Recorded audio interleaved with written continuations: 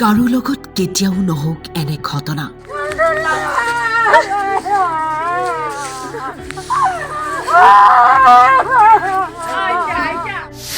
একেখন ৰভাতলিত দুটাকৈ ঘটনা।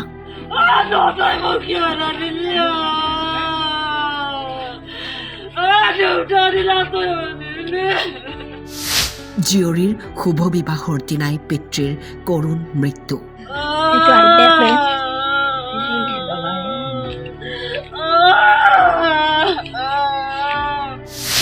বিবাহস্থলীত এক বুজাব নোৱাৰা পৰিৱেশ।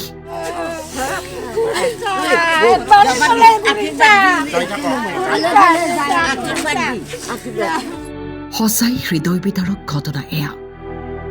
যিখন পেণ্ডেলৰ তলতেই কন্যাৰ বিয়াৰ আয়োজন চলিছে, সেই একেখন ৰভাতলিতেই পিতৃৰ নিথৰ দেহ। কন্যাক বিদায়ৰ পূৰ্বে বিদায় ললে পিতৃয়ে। বৰপেটা জিলাৰ সৰ্বগত সংঘটিত হৈছে এই মৰ্মান্তিক ঘটনা। আজি 2 ডিচেম্বৰ বিবাহৰ অভ্যৰ্থনা অনুষ্ঠান।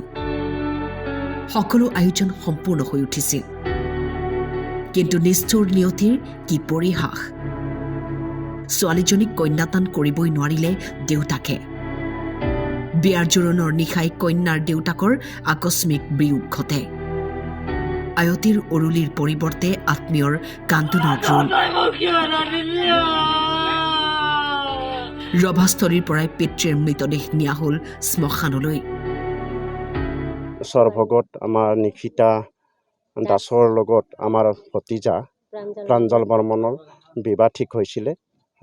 যোৱাকালি জোৰোণ গ'ল, আজি বিয়া আছিলে, কিন্তু দুৰ্ভাগ্যজনক এই ছোৱালীৰ দেউতাক যোৱাকালি আবেলি 6 বজাত ঢুকালে। গতিকে বিভিন্ন মানুহে বিভিন্ন ধৰণৰ উপদেশ আগবঢ়াইছে, কিন্তু আমি এটা বস্তুৱে আমি আগত লক্ষ্য ৰাখিছোঁ, যাতে ল'ৰা কন্যাৰ নাইবা ছোৱালীটোৰ ভৱিষ্যতটো ল'ৰাৰ ভৱিষ্যত চাই বিবাহখন সুকলমে হৈ যায়। তাৰ কাৰণে আমি এই ছোৱালীজনীক নি আমি আমাৰ তাতে বিয়া ব্যৱস্থা কৰিছোঁ।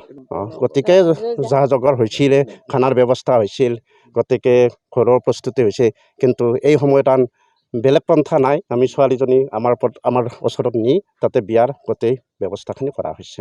গতিকে যাতে ছোৱালীজনীৰ ভৱিষ্যতটো ধ্বংস নহয়, ল'ৰাজনৰো সংসাৰখন ভালদৰে যায়, এইখিনি আমি এটা মানৱতাৰ খাতিৰত এইখিনি আমি আগবাঢ়িছোঁ। তাৰমানে এই গৰীব পৰিয়ালটোৱে কিবা কিবিকে মানুহৰ পৰা তোলাতুলিকৈ বিয়াখন জজা হৈছিল। তাৰ ফলত খালি সন্ধিয়াৰ ভাগত এনেকুৱা হৈছে, আমাৰ এই যিটো আমাৰ 3rd গ্ৰেড সন্ত্ৰইলাৰ তাত নিয়া হৈছিল, পেচাবটো ব্লক হৈ গৈছিল কইনাৰ পিতৃ। তাৰপিছত শান্তি দাস, কিন্তু এতিয়া মেডিকেলত নিয়াৰ পিছত পেচাবটো ইয়াত কৰিব নোৱাৰিলে, তাৰপিছত ৰেফাৰ কৰিলে বৰপেটা ফকৰুদ্দিন মেডিকেল কলেজলৈ।